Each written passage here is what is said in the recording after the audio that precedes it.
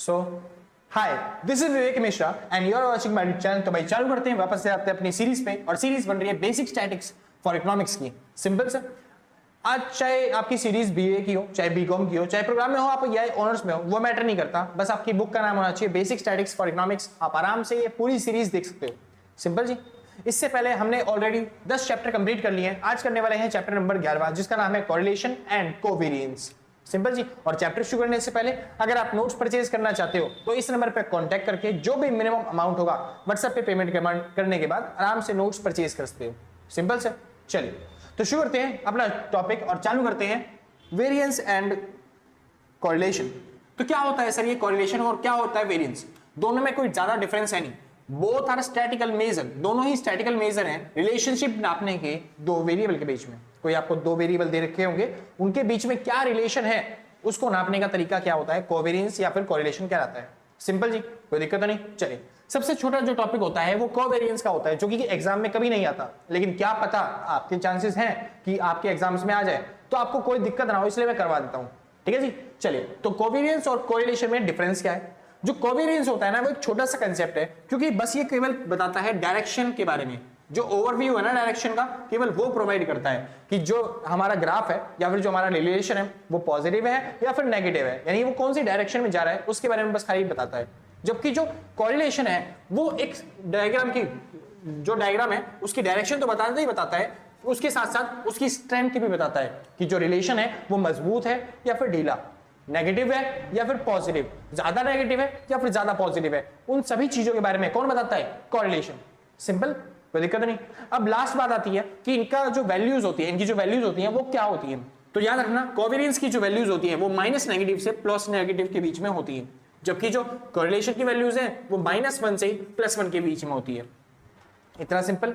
अब ये होता क्या है उसको एक बार आराम से समझते हैं। ठीक है जी। तो जिसको नोट करना होगा फटाफट से नोट कर लेना। थ्योरी का कंसेप्ट बस इतना सही है पूरे चैप्टर में। उसके बाद हमारे पास न्यूमेरिकल्स है। ठीक है जी, नोट कर लेना फटाफट से। अब मिटो देता हूं मैं। चलिए जी, तो सबसे पहले हम समझते हैं किसके बारे में? हम समझेंगे आज कोवेरिएंस के बारे में। आखिर ये कोवेरिएंस है क्या भला? किसको बोलते हैं कोवेरिएंस? और ये कोवेरिएंस निकलता कैसे? कुछ नहीं, कोवेरिएंस का बस एक छोटा सा फॉर्मूला है। वो फॉर्मूला क्या है? सिग्मा छोटा x छोटा y अपॉन में n। बस ये छोटा सा फॉर्मूला आपका पूरा कोवेरिएंस जो टॉपिक है वो खत्म करवा देगा। सिंपल जी। बस ये छोटा सा फॉर्मूला आपका कोवेरिएंस है। तो कोवेरिएंस काम क्या करता है? कोवेरिएंस बताता है जो दो डाटा है आपके पास उनके बीच में रिलेशन कैसा है। जैसे फॉर एग्जांपल के तौर पे मान लो एक डांस कंपटीशन है जहां पे डांस करने के लिए बहुत सारे बच्चे आए हुए हैं। वहां पे दो जज बैठे हुए, एक जज का नाम है जज एक्स और दूसरे जज का नाम है जज वाई। अब ये जो दोनों जज है ना, ये इन दोनों में थोड़ी सी लड़ाई चल रही है। दोनों जज एक दूसरे से गुस्सा है। तो इसके चक्कर में क्या होता है, मान लो किसी बच्चे ने डांस परफॉर्म किया और अगर एक्स जज को कोई डांस अच्छा लगा, वो देना चाहता है नंबर 10 उस जज, मतलब उस डांस को, परफॉर्मेंस को। तो जो वाई जज है, क्योंकि वो इससे गुस्सा है, इस वजह से वो उस डांस परफॉर्मेंस का नंबर देता है 1, यानी बोलता है सबसे रद्दी डांस किया। और जब जो एक्स जज है वो नंबर देना चाहता है उस बच्चे को 10, मतलब सॉरी 1, तो जो वाई जज है वो उस बच्चे को नंबर देता है उस टाइम पे 10, यानी पूरे फुल मार्क्स। यानी दोनों में लड़ाई चल रही है। इसीलिए जब ये उसको नंबर देता है 9 तो ये नंबर देता है उसको 2। जब वो नंबर देता है 8 तो ये उसको नंबर देता है उस बच्चे को कितने? 3। जब वो जज देता है नंबर 2 तो ये जो जज है वो नंबर देता है उस बच्चे को 8। सिंपल, सॉरी 8 नहीं 9 कर लेते, ज्यादा बेटर रहेगा। सिंपल। तो इस तरीके से जो दोनों जज हैं उनके बीच में लड़ाइयां चल रही हैं। ठीक है जी। अब इन जज के बीच में कैसा रिलेशन है वो बताना है आपको। अब वो रिलेशन कैसा है वो बताने में हेल्प करेगा आपको कोवेरिएंस। अब कोवेरिएंस का फॉर्मूला होता है सिग्मा छोटा x और छोटा y अपॉन में n। बस इतना सा फॉर्मूला है। तो भैया ये छोटा x कैसे निकलेगा? बहुत सिंपल सर, बहुत सिंपल। जो छोटा x निकालने का तरीका है वो क्या है? छोटा x निकलता है, जो बड़ा x होता है उसमें से मीन माइनस कर दो, तब आपको छोटा x मिलेगा। वहीं पे जो छोटा y है वो कैसे निकलेगा? तो जो बड़ा y होता है उसमें से y का मीन माइनस कर दो, आपको छोटा y मिल जाएगा। सिंपल जी। चलिए एक बार निकालते हैं इसका मीन कितना होगा। तो हमको दिखाई दे रहा है 10, 10, 20 और 10, 30। टोटल दिखाई दे रहा है इसका सम कितना हो गया? 30। क्योंकि मीन निकालने का फॉर्मूला क्या होता है? सिग्मा x अपॉन में n। तो मैंने निकाला 30 बटे में 5, जो कि कितना आ गया? 6। तो इसका मीन कितना आया? 6। बहुत अच्छी बात है। y का मीन निकाल लेते हैं। y का मीन का भी फॉर्मूला वही है, सिग्मा y अपॉन में n। तो y का टोटल कितना आ गया? तो मेरे को दिखाई दे रहा है 10, 20, 20 और यहाँ पे कितना हो गया?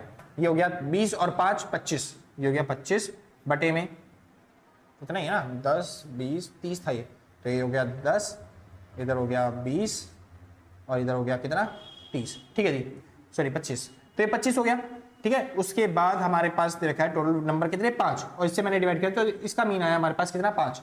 चलिए जी, तो अब हम निकाल लेते हैं छोटा x। छोटा x कैसे निकलता है, इस x में से आपको माइनस करना है इसका मीन, तो 10 में से 6 गए, तो 10 में से 6 जाएंगे तो बचेगी आपके पास वैल्यू माइनस की 4। 1 में से 6 गया तो बची नहीं, एक सेकंड, 10 में से 6 जाएंगे तो 10 में से 6 जाएगा तो बचेगा 4। 1 में से 6 गया तो बचा माइनस का 5। 9 में से 6 जाएंगे तो बचेगा आपके पास कितना 3। 8 में से 6 गए तो 2, और 2 में से 6 गए तो बचेगा आपके पास माइनस का 4। सिंपल।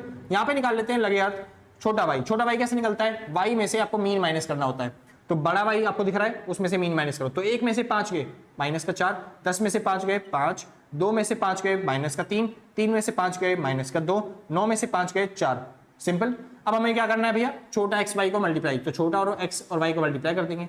चलिए जी, करते हैं मल्टीप्लाई, तो 4 चौक हो गया 16 माइनस का, 5 पंजे हो गया 25 माइनस का, 3 तिया हो गया 9 माइनस का, 2 दूनी हो गया 4 माइनस का, 4 चौक हो गया 16 वो भी माइनस का। अब इसका एक बार टोटल कर लेते हैं तो हमको मिल जाएगा सिग्मा एक्स वाई, जो कि कितना आ जाएगा, तो आपको दिख रहा है 16 और 4 हो गया हमारे पास 20, ठीक है जी, 20 और ये 16 और 9 ये हो गया हमारे पास 25, 25 और 25 हो गया 50, 50 60 70, टोटल आ गया हमारे पास 70, वो भी माइनस का। चलिए जी, वैल्यू पुट कर देते हैं, यहाँ पे हो गया इसका टोटल 70 माइनस का, और n मतलब नंबर्स जो कि कितने हैं 5, और जैसे ही आप वैल्यू पुट करोगे डिवाइड करने पे काटने पे आपको मिलेगा इसकी वैल्यू आ गई कितनी 14, कितना आ गया 14, वो भी माइनस का। तो आपको दिखाई दे रहा है ना, नेगेटिव में इसकी वैल्यू जा सकती है माइनस नेगेटिव से लेके प्लस के नेगेटिव तक। सिंपल जी। तो यहाँ पे कैसा रिलेशन दिखाई दे रहा है, नेगेटिव रिलेशन दिखाई दे रहा है। अब ये होता है कोवेरिएंस का फॉर्मूला, और इससे बड़ा फॉर्मूला जो है वो आपको कहीं देखने को मिलेगा, इससे बड़ा क्वेश्चन आपको कहीं देखने को नहीं मिलेगा। ऐसे ऐसे क्वेश्चन आपके एग्जाम्स में आएंगे, बस वहां पे जो वैल्यूज होंगी वो थोड़ी सी मुश्किल होंगी क्योंकि वहां पे आपको कैलकुलेटर अलाउड है, ठीक है जी। बस फॉर्मूला क्या होता है, तो आप वो याद रखना, कोवेरिएंस का फॉर्मूला होता है क्या, सिग्मा छोटा x, यानी कि x में से मीन घटाते तो छोटा x आता है, सिग्मा छोटा y, y में से जब मीन घटाते तो छोटा y आता है, और डिवाइड करना होता है नंबर से। सिंपल जी। इतना करते के साथ ही कोवेरिएंस आपका होता है खत्म। आगे चालू करें, जो सबसे मेन टॉपिक है ना वो है कोरिलेशन, जो कि आपके एग्जाम्स में बहुत बार देखने को मिलता है, तो वो चीज समझनी है हमें, क्योंकि इसमें टाइम वेस्ट करने से अच्छा वो उस चीज पे फोकस करके ज्यादा बेटर रहेगा। तो जिसको नोट करना है फटाफट से नोट कर लो, मैं आगे से हट रहा हूं, नोट कर लेना भाई, इंपॉर्टेंट है। अच्छा नीचे का नहीं दिखा क्या, लो जी देख लो, दिख गया बस खत्म। हाँ जी श्योर है, तो चालू करते हैं सर, आते हैं अपने अगले टॉपिक पे, और टॉपिक का नाम आता है क्या, कोरिलेशन। अब ये कोरिलेशन है क्या भला, कोरिलेशन कुछ नहीं है सर, दो डाटा है, दो वेरिएबल्स हैं, उनके बीच में रिलेशन दिखाने का काम क्या करता है कोरिलेशन। जैसे फॉर एग्जांपल कोरिलेशन निकालने के लिए बेसिकली हमारे पास होते हैं 3 मेथड। पहला होता है स्कैटर डायग्राम, तो हम स्कैटर डायग्राम की हेल्प से कोरिलेशन निकालना सीख सकते हैं। दूसरा होता है Karl Pearson method, Karl Pearson method, ठीक है जी। और तीसरा होता है स्पीयरमैन रैंक कोरिलेशन।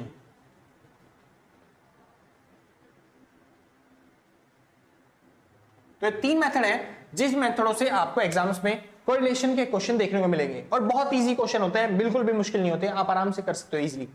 अब सबसे पहले चालू करते हैं स्कैटर डायग्राम। अब उसको चालू करने से पहले आपको एक छोटी सी बात समझा दूं, जो कोरिलेशन होता है वो -1 से +1 के बीच में होता है इसका रिलेशन, मतलब -1 से +1 की वैल्यू के बीच में होती है कोरिलेशन की वैल्यू। तो अगर आपका आंसर कभी भी दिखाई दे जाए, आपको 2 आ रहा है, 5 आ रहा है, 500 आ रहा है, 450 आ रहा है, तो समझ जाना कि आपने कहीं गलती कर दी है। आपका आंसर अगर नेगेटिव में दिखाई दे रहा है 500 माइनस का 420 माइनस का 5 4.5 ऐसे कुछ दिखाई दे रहा है, तो वो भी आपका गलत है। तो यानी कि कोरिलेशन की जो वैल्यू है वो -1 से हमेशा +1 के बीच में रहती है। अगर वैल्यू ये आ रही है तब तो सही है, वरना गलत है। और इनको स्पेसिफिकली नाम भी दिए गए हैं, जैसे कि अगर आपका आंसर हो जाता है 1 तो इसको बोलते हैं परफेक्ट। क्या बोलते हैं, परफेक्ट। आपका आंसर अगर 0 से 0.75 से बड़ा होता है, यानी कि 1 से छोटा लेकिन 0.75 से बड़ा, तो इसको बोलते हैं हाई। कैसा कोरिलेशन है, हाई कोरिलेशन है। वहीं पे आपका आंसर 0.75 से लेके अगर मिलता है 0.25 के बीच में, 0.75 से 25 के बीच में, तो इसको बोलते हैं मॉडरेट। क्या बोलते हैं, मॉडरेट। सिंपल। वहीं आपका कोरिलेशन अगर 0.25 से छोटा मिलता है देखने को, तो उसको बोलते हैं लो कोरिलेशन। सिंपल। और अगर आपका आंसर 0 हो गया तो इसको बोलते हैं नो रिलेशन, कि दोनों डाटा के बीच में कोई भी रिलेशन नहीं है। सिंपल से। अब देखिए कैसा डायग्राम आपको देखने को मिलेगा। जैसे फॉर एग्जांपल के तौर पे स्कैटर डायग्राम से समझा रहा हूं। मान लो अगर आपको ऐसा डायग्राम दिखाई देता है तो आपको दिख रहा होगा यहाँ पे जो वैल्यूज है वो लगातार क्या होती जा रही है, बढ़ती जा रही है, एक्स भी बढ़ रहा है और वाई भी क्या हो रहा है, बढ़ रहा है। तो इसको बोलते हैं पॉजिटिव रिलेशन। क्या बोलते हैं इसे, पॉजिटिव रिलेशन। तो मैं क्या समझाना चाह रहा हूं, अगर आपको डायग्राम ऐसा दिखाई दिया और पॉइंट्स जो है वो इसी लाइन के बिल्कुल जस्ट ऊपर हैं, यानी कि इसको बोलते हैं क्या कि यहां पे कोरिलेशन की वैल्यू होगी +1। क्या वैल्यू होगी, +1, यानी कि इसको बोलेंगे परफेक्ट। +1 मतलब क्या होता है, 1 का मतलब परफेक्ट, तो परफेक्ट पॉजिटिव कोरिलेशन, सिंपल जी। और वहीं पे अगर आपका जो डायग्राम है कुछ अगर इस तरह का इसे दिखाई दिया और सारी वैल्यू जो है पॉइंट होगी उस लाइन के ऊपर है, तो इसको भी बोलेंगे 1, लेकिन ये होगा नेगेटिव कोरिलेशन, यानी कि -1। और इसको नाम क्या देंगे, 1 को हमेशा बोलते हैं परफेक्ट। क्या बोलते हैं, परफेक्ट। लेकिन नाम क्या होगा इस बार, पॉजिटिव की जगह नेगेटिव, परफेक्ट नेगेटिव कोरिलेशन। इतना सिंपल, कोई डाउट्स तो नहीं, आसान, ठीक। वहीं पे अगर आपको कोरिलेशन कुछ ऐसा दिखाई दे रहा है कि लाइन तो ऐसी है, सारे पॉइंट्स भी लाइन के ऊपर हैं, बस एक आधा पॉइंट जो है ना वो इधर उधर चला गया है, हल्का सा, ज्यादा नहीं, एक आधा पॉइंट गया है बस खाली इधर उधर, तो बस इसको बोलेंगे हाई। क्या बोलते हैं, हाई, वो भी पॉजिटिव कोरिलेशन, सिंपल जी। वहीं पे अगर आपको दिखाई दे रहा है आपकी लाइन ऐसी है, सारे पॉइंट्स भी लाइन के ऊपर है, बस एक आधा पॉइंट इधर उधर चला गया बस खाली, वरना सारे लाइन के ऊपर है, तो इसको भी बोलेंगे हम हाई नेगेटिव कोरिलेशन। और इसकी जो वैल्यू होगी वो माइनस का 0.75 से बड़ी होगी और इसकी वैल्यू प्लस के 0.75 से बड़ी होगी, क्योंकि यहाँ पे ऐसे साइन वाले सारे पॉजिटिव रिलेशन होते हैं, ऐसे साइन वाले सारे नेगेटिव रिलेशन होते हैं। आपने डिमांड और सप्लाई में ये टॉपिक्स पढ़े होंगे, सिंपल से। आगे चलो, बहुत अच्छी बात है। अगर आपका डायग्राम जो है कुछ ऐसा दिखाई दे रहा है जिसमें आप पॉइंट्स बहुत सारे हैं लेकिन आप पता नहीं पा रहे कौन सी डायरेक्शन में है, ना पॉजिटिव पहचान पा रहे ना क्या बोलते हैं नेगेटिव साइड पहचान पा रहे, तो इसको बोलते हैं जीरो कोरिलेशन। क्या बोलते हैं, जीरो कोरिलेशन, कि इन दोनों में कोई भी कोरिलेशन नहीं है। हाँ, अगर आपको ऐसा दिखाई दे रहा है कि वहां बहुत सारे बिखरे हुए डायग्राम हैं, बिखरे हुए पॉइंट हैं, लेकिन आपको एक शेप दिखाई दे रही है कि वो नेगेटिव है, तो इसको बोलते हैं लो है, लेकिन है, हमको पता है कि ये क्या है, नेगेटिव कोरिलेशन। इतना समझ में आ गया, दोनों डायग्राम्स में कैसा रिलेशन है, दोनों क्या बोलते हैं वेरिएबल्स में कैसा रिलेशन है, लो है लेकिन नेगेटिव रिलेशन है, ये बात हमको पता है, सिंपल जी। तो ये था स्कैटर डायग्राम से कोरिलेशन को समझने का टॉपिक, सिंपल। अब चालू करते हैं सबसे इंपॉर्टेंट, कार्ल पियर्सन मेथड से कोरिलेशन कैसे सॉल्व करते हैं, सिंपल जी। तो जिसको उतारना है फटाफट से उतारो, फिर हम आगे चलते हैं। हाँ भाई, तो चालू करते हैं, आते हैं अपने टॉपिक पर। अगला टॉपिक आता है Karl Pearson correlation. Karl Pearson sir ने दो तरह के कोरिलेशन के फॉर्मूले बताए हैं, दो तरह के कोरिलेशन के फॉर्मूले। पहला मेथड जो है वो है स्टैंडर्ड डेविएशन का हेल्प मतलब यूज करके, दूसरा जो मेथड है उसमें कहते हैं स्टैंडर्ड डेविएशन का यूज मत करना, बिना स्टैंडर्ड डेविएशन के हम कोरिलेशन निकालेंगे, सिंपल। चलिए, तो दो फॉर्मूले कौन से हैं, सबसे पहला जो फॉर्मूला है कार्ल पियर्सन सर कहते हैं वो है सिग्मा छोटा x और छोटा y अपॉन में अगर n लगा देंगे यहाँ पे तो वो कोवेरिएंस का फॉर्मूला बन जाएगा। यहाँ पे n नहीं लगाना, वो कहते हैं नंबर तो लगाना है, साथ में स्टैंडर्ड डेविएशन ऑफ x और स्टैंडर्ड डेविएशन ऑफ y लगाना है। तो ये फॉर्मूला बनता है कोरिलेशन का फॉर्मूला। किसका फॉर्मूला, कोरिलेशन का फॉर्मूला। यही पे वो कहते हैं दूसरा मेथड भी आप यूज कर सकते हो, दूसरा फॉर्मूला भी यूज कर सकते हो, वो भी इसी से मिलकर बना है। वो फॉर्मूला क्या है, वो है सिग्मा छोटा x और छोटा y अपॉन में अंडर द रूट सिग्मा छोटे x का स्क्वायर मल्टीप्लाई में सिग्मा छोटे y का स्क्वायर, सिंपल जी। तो ये दोनों ही फॉर्मूले आपके होते हैं कोरिलेशन के, सिंपल। अब इसकी हेल्प से हमारा कोरिलेशन कैसे निकलता है जरा उसको समझते हैं, सिंपल जी। चलिए शुरू करते हैं। फॉर एग्जांपल के तौर पे एक क्वेश्चन ले लेते हैं, एक वेरिएबल ले लेते हैं जहां पे x और y वेरिएबल दोनों दे रखे हैं, ठीक है जी। x वेरिएबल आपको दे रखा है, मान लेते हैं, एज्यूम कर लेते हैं यहाँ पे 10, 20, 30, 40, 50। y वेरिएबल आपको दे रखा है 50, 40, 30, 20, 10, सिंपल। अब कैसे सॉल्व करें, मैंने आपको हाल ही में बताया था जस्ट अभी कि छोटा x और छोटा y चाहिए, और छोटा x और छोटा y कैसे निकलते हैं। तो छोटा x का फॉर्मूला होता है बड़े x में से आपको मीन माइनस करना है, और छोटा y कैसे निकलता है कि जो बड़ा y होता है आपको उसमें से भी बड़ा y का मीन माइनस करना है। तो सबसे पहला कंसेप्ट क्या होगा हमारे पास, पहला टॉपिक क्या होगा कि हमको मीन निकालना पड़ेगा। तो मीन कैसे निकलता है, सिग्मा x बटे में n करके। चलिए जी, तो इसका सम करेंगे जो कि कितना आ जाएगा, हमारे पास आएगा 150 बटे में 5, तो आपका मीन कितना आ गया 30। सेम ऐसे ही y का भी मीन निकाल लेते हैं, फॉर्मूला होगा सिग्मा y अपॉन में n, इसका सम हो गया 150 बटे में 5 किया तो आपका आंसर आ गया मीन का कितना 30। चलिए, अब इसके बेसिस पे हम छोटा x आराम से निकाल पाएंगे और छोटा y भी आराम से निकाल पाएंगे। निकाले जी, चलिए शुरू करते हैं। तो x में से यानी 10 में से 30 गए तो आपको पता चलेगा माइनस का आ गया आपका 20, यहाँ पे माइनस का 10, फिर 0, फिर 10 और यहाँ पे 20। आगे चलते हैं, इसको सॉल्व करते हैं। y में से आपको घटाना है y का मीन, जो कि 50 में से 30 गए तो बचा आपके पास कितना 20, फिर यहाँ पे 10, इधर 0, फिर -10 और यहाँ पे बचा माइनस का 20। सिंपल इतना, कोई दिक्कत तो नहीं। अब देखिए, अब डिपेंड करता है आप कौन सा फॉर्मूला, कौन सा मेथड यूज करना चाहते हो। अगर आप पहला मेथड यूज करना चाहते हो तो आपको वहां पे स्टैंडर्ड डेविएशन निकालना पड़ेगा, ठीक है जी। और वहीं पे अगर आप दूसरा मेथड यूज करना चाहते हो तो वहां पे कुछ नहीं करना, आपको बस छोटा x और छोटा y निकाल देते हैं। अब देखो, मैं करवा देता हूं आपको दोनों मेथड से, लेकिन आपको दोनों मेथड की जरूरत नहीं है, कोई सा भी एक मेथड जो आपको इजी लगे आप उससे कर लो। जैसा कि सबसे पहले स्टैंडर्ड डेविएशन निकालने के लिए या फिर x स्क्वायर और y स्क्वायर निकाल लेते हैं पहले। तो ये हो गया x स्क्वायर और यहाँ पे आ गया y स्क्वायर। तो कुछ नहीं, छोटा x का स्क्वायर है, छोटे y का स्क्वायर है, तो बस इसका स्क्वायर करो। तो 0 का 20 का स्क्वायर कितना हो गया, तो ये हो गया हमारे पास कितना, 2 का स्क्वायर 400, ये हो गया 100, फिर उसके बाद 0, फिर 100 और फिर उसके बाद 400। ऐसे यहाँ पे भी 400, 100, 0, 100 और 400 हमने जी स्क्वायर कर दिया। अब क्या करना है भैया, अब कुछ नहीं करना, अब बस आपको क्या करना है, यहाँ पे x और y को मल्टीप्लाई करना है, छोटे x और छोटे y को कर देते हैं। तो 2 दूनी हो गया 4, लेकिन माइनस प्लस क्या होता है, माइनस, तो माइनस का निशान मत लगाना भूलना। तो 10 गुना में 10 कितना हो गया 100, माइनस का 0 का 0 हो गया, फिर हो गया 100 माइनस का, फिर उसके बाद 400 हो गया माइनस का। सिंपल जी। मैंने एक छोटा क्वेश्चन लिया है, आपके एग्जाम्स में बड़े क्वेश्चन आएंगे, पॉइंटों वाले सवाल भी आ सकते हैं, ठीक है जी, क्योंकि आपके पास पे कैलकुलेटर अलाउड है। मेरे को बस खाली आपको कंसेप्ट समझाना है, इसलिए मैं बस खाली ऐसे कर रहा हूँ। चलिए, सबसे पहले अगर आप ये वाला मेथड यूज करना चाहते हो तो उसके लिए आपको क्या निकालना पड़ेगा, स्टैंडर्ड डेविएशन ऑफ x और स्टैंडर्ड डेविएशन ऑफ y। अब ये स्टैंडर्ड डेविएशन कैसे निकलता है पता है आपको, क्योंकि आप बचपन में सीख चुके हो, मैं आशा करता हूं कि आपको आता होगा। स्टैंडर्ड डेविएशन का फॉर्मूला होता है अंडर द रूट सिग्मा छोटे x का स्क्वायर अपॉन में n, और ऐसे यहाँ पे भी अंडर द रूट छोटे y का स्क्वायर अपॉन में n, ये होता है स्टैंडर्ड डेविएशन का फॉर्मूला। और ये बात तो हमने पहले से निकाली है जी, बस हमको क्या करना है, इनका सम करना है। तो चालू करें जी सम करना, चलिए जी। तो इसका सम हो गया हमारे पास 1000, इसका सम भी हो गया 1000, इसका सम भी हो गया 1000, लेकिन ये माइनस का। अब वैल्यू पुट करते हैं, सॉल्व करते हैं, तो हमको मिलेगी यहाँ पे वैल्यू कितनी, तो ये x स्क्वायर दिखाई दे रहा है 1000, तो यहाँ पे 1000 लिखा हमने, बटे में n कितना है 1 2 3 4 5 5, तो ये हो गया अंडर द रूट, और इसको सॉल्व करेंगे तो इससे कट जाएगा, यह हो जाएगा अंडर द रूट 200। ऐसे सेम इसको भी सॉल्व करेंगे तो ये जाएगा 1000 बटे में 5 और ये आ गया अंडर द रूट 200। सिंपल। अब वैल्यू पुट करते हैं यहाँ पे और सॉल्व करते लेते हैं कोरिलेशन। हाँ जी, तो पहला फॉर्मूला लगा रहा हूं मैं। पहला फॉर्मूला कहता है सिग्मा छोटा x और छोटा y अपॉन में n standard deviation of x and standard deviation of y।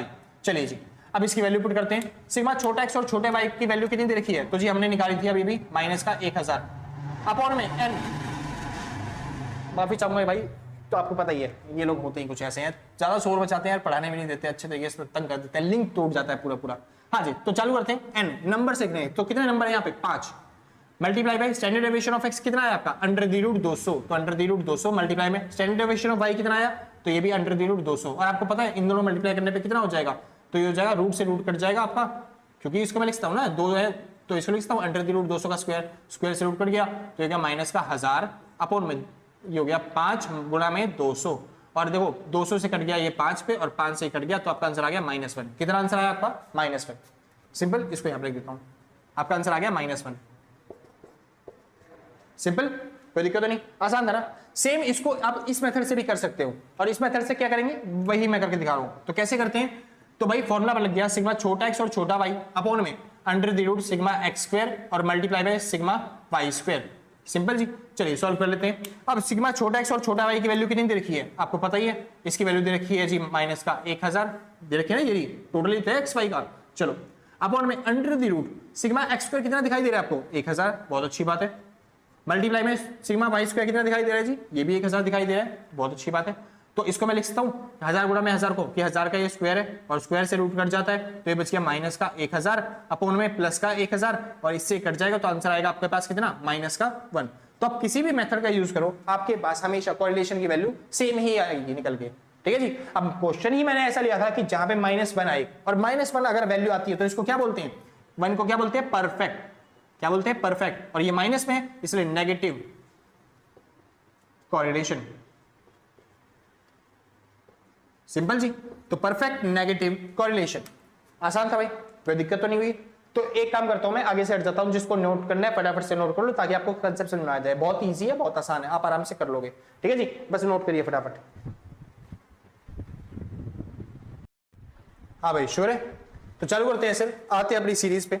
और मैं बता रहा हूं भाई, हमें अभी भी करना कार्ल पियर्सन ही है, लेकिन अब थोड़े से दूसरे मेथड से, वो कह रहा है दूसरा मेथड कौन सा है? तो सर दूसरा मेथड है शॉर्टकट मेथड। अब कह रहा है भैया मैं नॉर्मल मेथड आ गया, मैं शॉर्टकट की जरूरत नहीं है, टॉपिक मत बढ़ाओ। भाई करना जरूरी है, क्यों?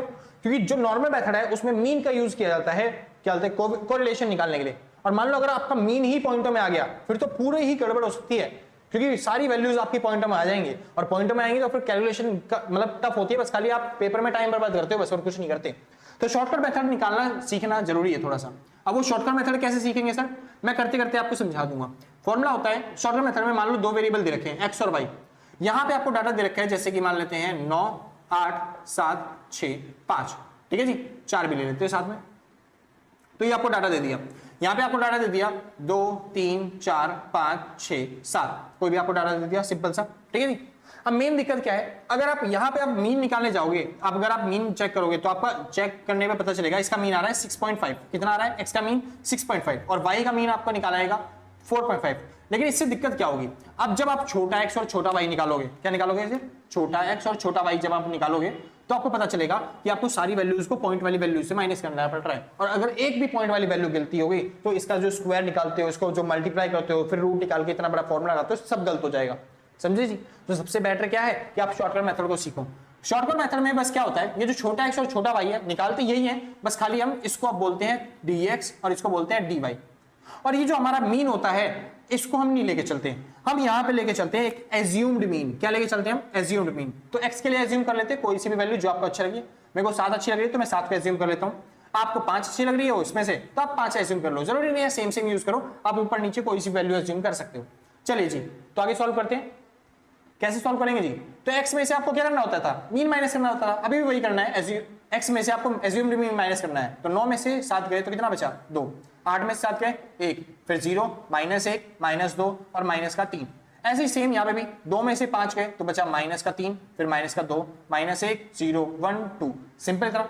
अब उसके बाद क्या करना होता है? अब आपको भैया स्क्वायर करना होता है, तो जी कर लेते हैं, तो dx स्क्वायर करेंगे और साथ ही में dy का भी स्क्वायर करेंगे।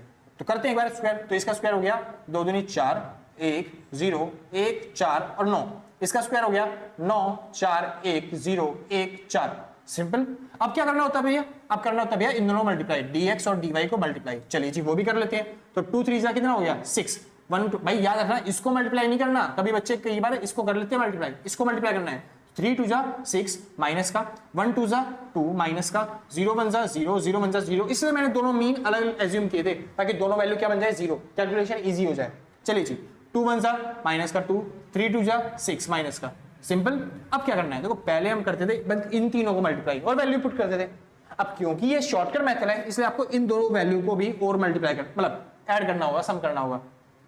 करें शुरू? चलिए जी इनका सम कर लेते हैं, तो आपका आ गया माइनस का 3, इसका सम कर लिया तो आपका आ गया माइनस का 3, इसका सम कर लेते हैं तो आपका आ जाएगा 5 5 10 19, इसका सम किया तो आपका आंसर आ गया 19 19, इसका सम कर लेते हैं तो 6 7 8 6 7 8 8 16, तो ये हो गया आपके पास 16 माइनस का वो भी, ठीक है जी, हो गया इतना, बहुत अच्छी बात है। अब चालू करते हैं अपना फॉर्मूला। अब रैंक कोरिलेशन का फॉर्मूला, जो कोरिलेशन है उसका फॉर्मूला क्या कहता है? पहले आप करते थे सिग्मा छोटा x और छोटे y को मल्टीप्लाई, अपॉन में अंडर द रूट लगाते थे, फिर हम करते थे सिग्मा छोटे x का स्क्वायर और यहां पे सिग्मा छोटे y का स्क्वायर, ठीक है जी, यही फॉर्मूला होता था हमारा। बस अब इसमें एक और चीज ऐड कर देनी है क्योंकि शॉर्टकट मेथड है। क्या ऐड करोगे? यहाँ पे छोटा x और छोटा y है ना, तो आपको वही ऐड करना है, सिग्मा dx dy अपॉन में n और लगा देना, बस खाली दोनों मल्टीप्लाई करके अपॉन में n माइनस के साथ, ठीक है। ऐसे सेम यहाँ पे x स्क्वायर है, x 2 बार है, तो आपको भी वही करना है, सिग्मा dx अपॉन में n कर देना और यहाँ पे क्या हो जाएगा 2 बार, क्योंकि x 2 बार है इसलिए 2 बार, तो माइनस के साथ ये लगा देना। ऐसे यहाँ पे भी माइनस के साथ क्या लगाना है? y स्क्वायर है तो सिग्मा dy का स्क्वायर अपॉन में n, ये फॉर्मूला बन गया आपका शॉर्टकट मेथड। अब इसमें वैल्यू कैसे पुट करेंगे और कैसे सॉल्व करेंगे वो समझ लेते हैं एक बार, सिंपल जी। चलिए शुरू करते हैं। सबसे पहले dx dy की वैल्यू जो कि आ गई माइनस का 16, उसके बाद माइनस में छोटा d और dx और dy, तो छोटा dx ये रहा, छोटा dy ये रहा, यानी कि आपको क्या करना है माइनस का 3 मल्टीप्लाई बाय माइनस का 3 और अपॉन में नंबर्स यानी कि कितने हैं 6। चलो जी आगे सॉल्व करते हैं। फिर उसके बाद आएगा अंडर द रूट, यहां पे आपको लिखना है 19 माइनस में छोटा x यानी कि -3 का स्क्वायर अपॉन में नंबर यानी 6 मल्टीप्लाई बाय वैसे 19 माइनस में छोटा y का स्क्वायर अपॉन में नंबर यानी कि कितने 6। अब बस इसको सॉल्व करो, आपको दिखाई दे रहा है दोनों सेम वैल्यू है तो मैं स्क्वायर कर सकता हूँ इसको, ठीक है जी। तो आप इसको सॉल्व कर लो फटाफट से, तो हो गया माइनस का 16, माइनस में 3 3 जा हो गया 9, या फिर ऐसे काट सकते हो 3 2 जा 6, ये हो गया माइनस का 3 बटे में 2, माइनस नहीं प्लस हो गया ना, माइनस माइनस प्लस होता है, और ये तो ऐसे ही रहेगा, सिंपल, बढ़िया। आगे सॉल्व करते हैं भाई, अंडर द रूट इसको मैं लिखता हूँ 19 माइनस में माइनस का 3 का स्क्वायर अपॉन में 6 और उस पूरे का स्क्वायर, क्योंकि दो वैल्यू थी और इस स्क्वायर से रूट कट जाएगा। चलिए जी आगे सॉल्व कर लेते हैं।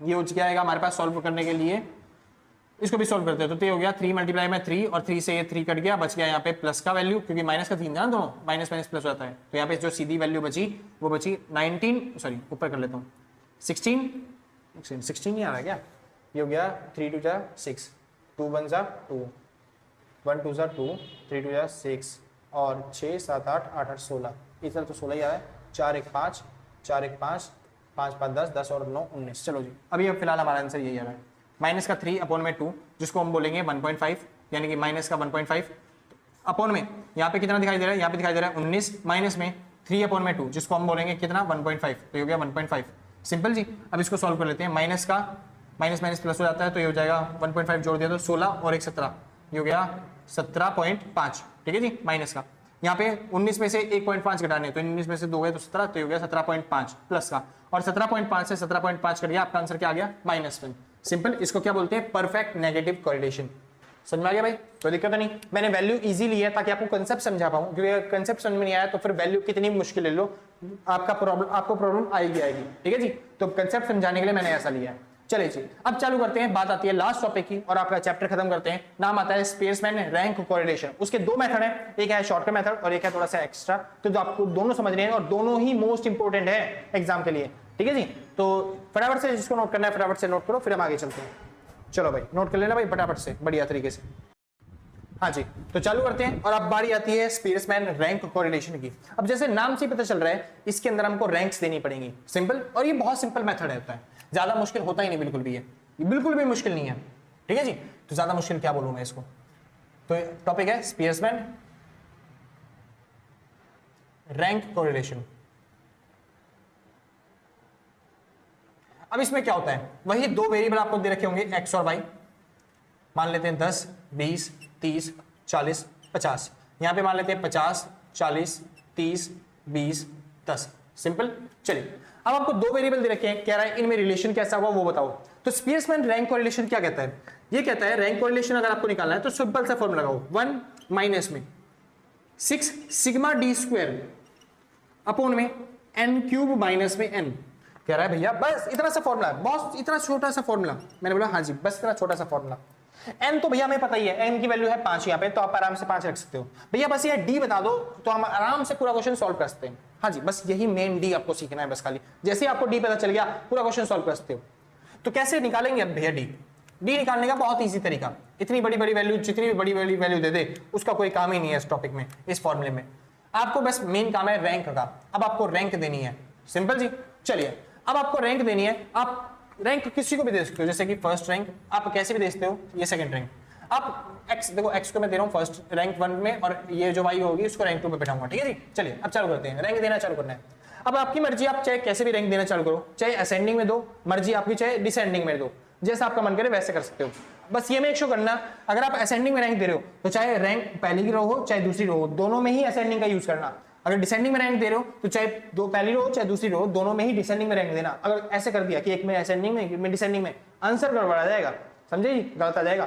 तो दोनों को यूज करो, कैसे भी यूज करो, बस याद रखना अगर आप असेंडिंग यूज कर रहे हो तो दोनों में असेंडिंग यूज करो, ठीक है जी। तो रैंक कैसे देते हैं, अब सोचो मैं असेंडिंग दे रहा हूं, यानी जो सबसे छोटा बच्चा होगा उसको मैं फर्स्ट नंबर दूंगा, फर्स्ट रैंक दूंगा, सबसे आगे खड़ा करूंगा लाइन में, ठीक है जी। और मान लो भैया दो सेम हाइट के आ गए फिर तो दोनों को बराबर खड़ा करूंगा, ऐसे नहीं आगे पीछे, दोनों को बराबर खड़ा करूंगा, सिंपल जी। चलिए शुरू करते हैं।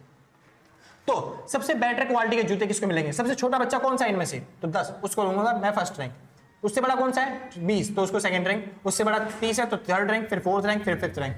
ऐसे ही इनमें सबसे छोटा कौन सा है 10, तो उसको फर्स्ट रैंक। उससे बड़ा 20 उसको सेकंड रैंक। उससे बड़ा 30 तो उसको थर्ड रैंक। उसके बाद फोर्थ रैंक, उसके बाद फिफ्थ रैंक।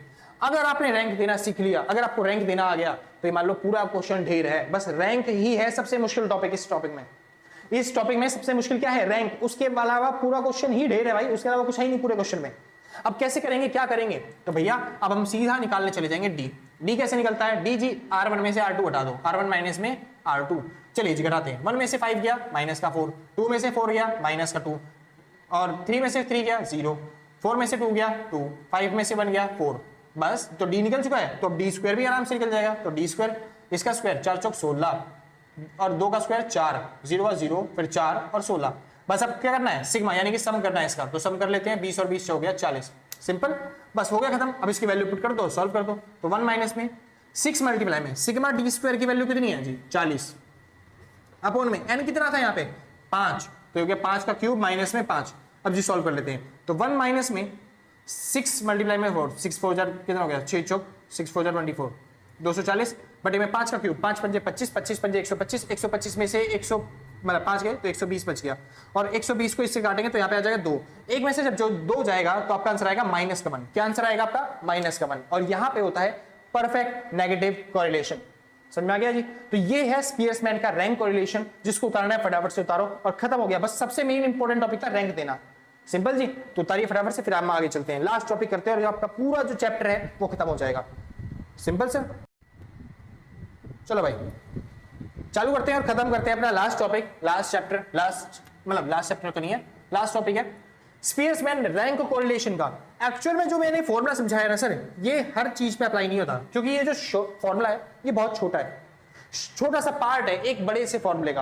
एक्चुअल में जो फॉर्मूला है आपको देखने को मिलेगा रैंक कोरिलेशन का, वो फॉर्मूला है 1 माइनस में 6 सिग्मा डी स्क्वायर, बस यहां पे ब्रैकेट लगा देना, अपॉन में n क्यूब माइनस में n तो है, ये फॉर्मूला तो है, लेकिन प्लस में और भी चीजें हैं। प्लस में 1 अपॉन में 12 m1 का क्यूब माइनस में m, प्लस में 1 अपॉन में 12 m2 का क्यूब माइनस में m2, प्लस में 1 अपॉन में 12 m3 का क्यूब माइनस में m3, और n सोन ये चलता ही जाएगा। ये है actual formula rank correlation Spearman का निकालने का। मुश्किल नहीं है बिल्कुल भी, आपको 2 सेकंड के अंदर याद हो जाएगा, बिल्कुल भी मुश्किल नहीं है। बस आप एक बार समझ लो इस टॉपिक को, सिंपल जी। अगर आपको समझ में आ गया तो पूरी चीज समझ में आ जाएगी जी। ये लास्ट टॉपिक है और सबसे ज्यादा मेहनत इस पे करो, क्योंकि एग्जाम में पक्का चांसेस है इस टॉपिक के आने के लिए। एक तो आता है आपका जो कार्ल पियर्सन का फॉर्मूला बताया था मैंने, छोटा एक्स और बटे मतलब सॉरी सिग्मा छोटा एक्स छोटा वाई अपॉन में अंडर द रूट सिग्मा छोटा एक्स स्क्वायर छोटा वाई स्क्वायर, ये वाला फॉर्मूला यूज होता है, और एक ये वाला फॉर्मूला यूज करता है। बस रैंक कोरिलेशन मतलब कोरिलेशन के 2 फॉर्मूले याद करो, पूरा चैप्टर खत्म, सिंपल सर। चलिए शुरू करते हैं फिर। मान लेते हैं 2 वेरिएबल दे रखे हैं, एक एक्स और एक वाई। वेरिएबल यहाँ पे दे रखा है 10 20 20 10 40 30 और 20, सिंपल। चलिए 1 2 3 4 5 6 7 नहीं 7, चलो ठीक है कोई बात नहीं, ठीक है जी 7 ही कर लें, चलो ठीक 7 ही कर लेते। यहाँ पे देखते हैं भाई, अब यहाँ पे दे रखा है आपको 10 20 30 40 50 30 और 70, ठीक है जी। चलिए अब आपको कह रहा है रैंक कोरिलेशन निकालना है। अभी देखो मैंने बताया था सबसे मेन टॉपिक है, सबसे इंपॉर्टेंट टॉपिक है रैंक देना। अब रैंक कैसे दी जाए, चलो जी इसमें भी चालू करते हैं, असेंडिंग ऑर्डर में ही रैंक देते हैं। अब मैं x को दूंगा रैंक 1 और यहाँ पे दूंगा रैंक 2 y को, ठीक है जी। चलिए तो शुरू करते हैं। अब देखो असेंडिंग ऑर्डर में देना है, तो देखो सबसे छोटा कौन है, अब मेरे को दिखाई दे रहा है, पहले y वाली रैंक को दे देते हैं रैंक, ठीक है जी, y वाली रैंक को मतलब R2 में। तो सबसे छोटा कौन सा दिखाई दे रहा है, तो जी मेरे को दिखाई दे रहा है 10, तो उसको मैं दूंगा रैंक 1।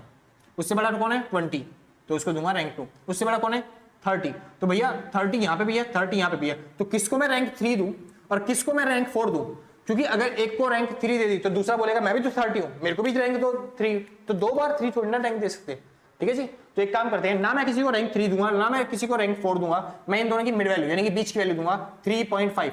कैसे निकाला 3.5, दोनों का सम करो और 2 से डिवाइड कर दो, तो हो जाएगा 7/2 यानी कि 3.5। तो दोनों को मैं लिखूंगा 3.5 और इसको भी लिखूंगा 3.5। समझ में कोई दिक्कत नहीं। अगर 2 रैंक सेम आ गई तो बस आपको दोनों की रैंकों को जोड़ना है और 2 से डिवाइड कर देना है, सिंपल सी, आपको रैंक पता चल जाएगी। यानी आप कहां तक रैंक दे चुके हो, आप 1 2 3 4 4 बच्चों को रैंक दे चुके हो, मतलब 4 बच्चों को रैंक दे दिया आपने, 4 तक रैंक दे दी है। अब अगला 5वां बच्चा आएगा तो उसको 5वीं रैंक देनी है, ठीक है जी। तो समझिए 30 से बड़ा कौन सा है 40, तो इसको कौन सी रैंक देंगे 5। 40 से बड़ा कौन सा है 50, तो इसको कौन सी रैंक मिलेगी 6 मतलब 6। 50 से बड़ा कौन सा है 70, तो इसको कौन सी रैंक मिलेगी 7, खत्म। समझ में? मैं मानता हूं आपको समझ में नहीं आया तो एक बार और समझो अच्छे तरीके से, क्योंकि रैंक देना ही सबसे मोस्ट इंपॉर्टेंट टॉपिक है। चलिए जी, तो इसमें सबसे छोटा कौन है? 10, तो उसको रैंक देनी है 1, तो इस 10 को रैंक 1 दूं, इसको 10 को रैंक 1 दूं, तो एक को रैंक 1 देना पड़ेगा, एक को रैंक 2 देना पड़ेगा। अब कैसे दूं? कुछ नहीं, जब दो रैंक में गड़बड़ हो तो दोनों को जोड़ के 2 से डिवाइड कर दो, तो ये हो गया 3/2, 3/2 मतलब 1.5, तो इसको भी दूंगा मैं 1.5 और इस 10 को भी दूंगा मैं 1.5। सिंपल, समझ में आया? ना किसी को 1 पे बैठा रहा हूं, ना मैं किसी को 2 पे बैठा रहा हूं। सिंपल, तो मैंने 2 बच्चों को रैंक दे दी, अब मेरे को थर्ड बच्चे को रैंक देनी है। तीसरा बच्चा कहां है? तीसरा, तो देखो 10 से बड़ा कौन है? 20, तो 20 कहां है? ओ शिट, यहाँ पे तो 2 नहीं 3 बच्चे आ गए 20 वाले। सिंपल जी, तो 3 बच्चे आ गए। अब हमें किसको रैंक क्या बोलते हैं 3 दे, किसको रैंक 4 दे और किसको रैंक 5 दे, क्योंकि 2 बच्चों को रैंक दे दिए। अब हमें थर्ड रैंक देनी थी, तो थर्ड, फोर्थ और फिफ्थ 3 बच्चे आ गए ना, इन तीनों में से किसको कौन सी रैंक दे? तो कुछ नहीं करना, इसको जोड़ो और इस बार किससे डिवाइड करना है, क्योंकि 3 वैल्यू तो 3 से डिवाइड करना है, तो रैंक जो आएगी वो कितनी आएगी? 4, तो सबको ही 4 दे दो रैंक। सिंपल, तो हम कहां तक रैंक दे चुके हैं? 5 बच्चों को रैंक दे चुके हैं, 5 रैंक दे चुके हैं, यानी अब हमें देनी छठी रैंक। छठी रैंक कहां पे आएगी? तो बस 20 से बड़ा कौन सी वैल्यू है? 20 से बड़ी है 30, तो इसको दे देंगे छठी रैंक, और इससे बड़ी कौन सी वैल्यू है? 40, तो इसको दे देंगे 7वीं रैंक। समझ में आया भाई? कोई दिक्कत नहीं। बस ये रैंक अगर आपने दे दिया, सीख लिया कैसे रैंक देते हैं, तो आपका ये मान लो पूरा क्वेश्चन खत्म हो जाएगा। बहुत इजी क्वेश्चन है आगे तो। समझ में आया? बस रैंक देना सबसे मुश्किल टॉपिक है। तो अब देखो यहाँ पे 2 वैल्यू थी ऐसी जो घूम रही थी, जो मैं मान लेता हूँ इसको M1, क्योंकि M1 की वैल्यू तो 10 कितनी बार रिपीट हुआ है? 2 बार, तो M1 हमारा कितना हो गया? रिपीटेशन को बोलते हैं M1। ठीक है जी, तो 10 कितनी बार रिपीट हो रहा है? तो 10 हो रहा है रिपीट 2 बार, तो इसको बोलते हैं M1। क्या बोलते हैं इसको? M1। अगला 20 कितनी बार रिपीट हो रहा है? 3 बार, इसको बोलते हैं हम M2। सिंपल। और उसके बाद उधर उस लाइन में कुछ रिपीट हो रहा था? हाँ जी, रिपीट हो रहा था। क्या रिपीट हो रहा था जी? 30। तो यहाँ पे 30 कितनी बार रिपीट हो रहा है जी? 30 रिपीट हो रहा है 2 बार, तो इसको बोलते हैं M3। तो M3 की वैल्यू कितनी है? 2। M2 की वैल्यू कितनी है? 3। M1 की वैल्यू कितनी है? 2। इसका कोई काम है? नहीं जी, इसका कोई काम नहीं है। सिंपल। चलिए अब फटाफट से हम क्वेश्चन आगे बढ़ाते हैं। अब आपको निकालना है डी कैसे निकलता है जी? बहुत सिंपल है, बस R2 में मतलब R1 में से R2 माइनस करो, तो माइनस करते 1.5 में से 1 गया तो बचा आपके पास 0.5। यहाँ पे 4 में से 2 गए तो बचे 2, इसमें से 1 गया तो 0.5। 1.5 में से आपके गए मतलब 5 तो बचा आपके पास 3.5, वो भी माइनस का। 7 में से 6 गया तो बचा 1, 6 में से 3.5 गया तो आपके पास बचा 2.5। सिंपल। और 4 में से 7 गया तो बचा आपके पास माइनस का 3। इसके अलावा कहीं गड़बड़ तो नहीं है भाई? कोई गलती तो नहीं हो रही? बढ़िया जी, तो सारा सही है। अब आपको निकालना है डी स्क्वायर, कर लेते हैं। तो 5 का हो गया 25 तो 0.25, 2 का हो गया 4 तो 4, 5 का हो गया 25 तो 0.25, 35 का कितना हो जाएगा जी? 35 का 35 गुणा में 35, तो आपके पास हो जाएगा 5 पंजे 25 का 5, 2 हासिल 5 दिया 15, 16 17 मल्टीप्लाई में 3 पंजे 15, 16 1 हासिल 3 3 9 1 10, तो ये जाएगा 5 7 5 12 का 2, 1 हासिल ऊपर हो गया 2 और ये हो गया 1, तो 2 के आगे पॉइंट लगा दिया तो ये गया 12.25। तो कितना हो गया जी? 12.25। सिंपल। आगे चलते हैं। 1 का स्क्वायर हो जाएगा 1, 25 5 का स्क्वायर 25 का स्क्वायर होता है 625 यानी कि 6.25। ठीक है जी। और 3 का स्क्वायर होता है 9। खत्म जी। बस आपको क्या करना है? अब इसका टोटल करना है। अब टोटल कर लेते हैं फटाफट से। तो टोटल कितना हो गया आपके पास? तो हो गया 25 25 25 25 यानी कितना हो गया? 1 पूरा, 1 हासिल चल मान लेते हैं ऊपर। ठीक है जी। तो पॉइंट के बाद आ गया 0 0, तो 9 हो गया, 10 हो गया, 10 और 6 हो गया 16, 17 18, 18 10 28, 28 और 29 30 31 32, 32 और 1 हो गया 33। एक बार फिर से जोड़ लो भाई, 9 और 1 10, 10 7 6 16, 16 17 18, 18 10 28, 28 और 29 30 31 32 और 1 33, तो 33 आ गया आपका टोटल इसका सिग्मा। ठीक है जी। चलिए अब वैल्यू पुट करते हैं और सॉल्व करते हैं। 1 माइनस में 6 मल्टीप्लाई में सिग्मा डी स्क्वायर देखो कितना है? सिग्मा डी स्क्वायर की वैल्यू है 33। बहुत अच्छे। प्लस में 1/12 लगाएंगे। m1 कितना था? तो m1 की वैल्यू थी 2, तो बस आपको करना है क्या? 2 का क्यूब माइनस में 2 प्लस में 1/12। m2 की वैल्यू कितनी थी जी? m2 की वैल्यू थी जी 3, तो 3 का क्यूब माइनस में 3। अब ऐसा नहीं है कि आप सेम ही लिखोगे, कि आप चाहो तो आगे पीछे कर सकते हो इसको, किसी को भी m2 मान लो, किसी को भी m3 मान लो। बस ये होता है रिपीटेशन, कोई सी वैल्यू कितनी बार हो रही है, और कुछ नहीं करना होता इसमें। 1/12 m3 कितना है? m3 है जी 2, तो 2 का क्यूब माइनस में 2। और ये भी सॉल्व करना बहुत ईजी है, कुछ मुश्किल है नहीं इसमें। नीचे हो गया n का क्यूब, तो n कितना था यहाँ पे? 7, तो 7 का क्यूब माइनस में 7। अब जी इसको सॉल्व करना है बस खाली, सिंपल। 1 माइनस में 6, अच्छा इसको सॉल्व कर लेते हैं। तो जी 2 का क्यूब कितना होता है? 2 का क्यूब मतलब होता है 2 दूनी 4, 4 दूनी 8, 8 में से 2 गए तो बचे यहाँ पे कितना है? 6, तो 6 से इसको काटेंगे तो जाएगा 0.5 यानी 6 मल्टीप्लाई में 33 प्लस में 0.5। 3 का क्यूब कितना होता है? 3 3 9, 9 3 27, 27 में से 6 गए तो बचे 12, 24, 24 को 12 से काटा तो बच गया जी 2, और प्लस में हो गया यहाँ पे 0.5। सिंपल। और इसको जोड़ेंगे तो 2 3 3 जोड़ दिया इसमें तो ये 36 36, और नीचे हो गया 7 का क्यूब माइनस में 7, सिंपल। चलिए सॉल्व कर लेते हैं इसको। तो ये हो गया 1 माइनस में 6 मल्टीप्लाई में ये हो गया 36 अपॉन में 7 का क्यूब माइनस में 7, और जैसे ही आप इसको सॉल्व कर दोगे तो आपका आंसर आ जाएगा। सिंपल जी, कोई दिक्कत तो नहीं, आसान था ना। बस ये था आपका भाई, इस मेरे पास कैलकुलेटर है नहीं, वरना मैं इसको सॉल्व करके आपको दे देता आंसर। ठीक है जी, आप कर लेना आराम से, छोटा सा टॉपिक है, आप आराम से सॉल्व कर लोगे। यहाँ पे खत्म होता है आपका 11वां चैप्टर, जिसका नाम है कोरिलेशन एंड कोवेरिएंस। मैंने कोवेरिएंस समझा दिया, मैंने कोरिलेशन समझा दिया। कोरिलेशन ही आपके एग्जाम में सबसे ज्यादा आता है। एक तो ये आता है रैंक कोरिलेशन, ठीक है जी, स्पेसमैन का, और एक आता है कार्ल पियर्सन का रैंक, मतलब कार्ल पियर्सन का कोरिलेशन। तो आप दोनों ही तैयार करके जाना, होप करता हूं कि आपके एग्जाम में बढ़िया जाएगा। ठीक है जी, तो बस यहाँ पे खत्म होगा। अगर आपको वीडियो अच्छी लगी हो तो लाइक से सब्सक्राइब करके पक्का जाना। भाई इतना पढ़ा चुका हूं ना सुबह से, क्योंकि एक तो बैच पढ़ाना, ऊपर से 2-2 घंटे क्या बोलते हैं वीडियो शूट करना, तो अब जवान है ना, उसमें से आवाज नहीं निकलती, तो ऐसा होता है कि शब्द जो है वो मुंह में ही फंस जाते हैं। ठीक है जी, तो एक बार क्या बोलते हैं आराम से भाई पानी वानी की पी के फिर उसके बाद वीडियो बनानी पड़ती है 10 बार, और फिर भी जवान जो है थक जाती है। मान लो सुबह से कितने घंटे हो गए पढ़ाते पढ़ाते, 8 घंटे, मान लो सुबह से 8 घंटे लगातार पढ़ाया जा रहा है, क्योंकि एक तो 6 घंटा बैच में पढ़ाया, 3 घंटे से वीडियो बन रही है। ठीक है जी, तो 8-9 घंटे मान लो हो ही गए।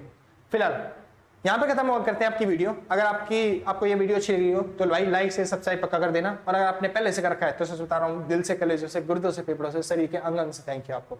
और अपने अगर पहले से नहीं कर रखा तो कोई बात नहीं, आराम से, कोई आपत्ति नहीं आ रही है, बाद में कर दिया आराम से जब आपको टाइम मिले। ठीक है जी, तो आज के लिए बस नहीं, मिलते हैं कल सेम टाइम सेम जगह अगले दिन, और टाटा बाय बाय। अच्छा एक सेकंड और, अगर किसी को नोट्स परचेज करने हैं तो इस नंबर पे कांटेक्ट करके जो भी मिनिमम अमाउंट होगा व्हाट्सएप पे पेमेंट करने के बाद आराम से नोट्स परचेज कर सकते हैं। ठीक है जी, चलिए तो आज के लिए बस इतना ही, मिलते हैं कल सेम टाइम सेम जगह, टाटा बाय बाय। जिसको नोट करना भाई फटाफट से नोट करो, बाय बाय। फिर मत बोलना नोट नहीं करने दिया।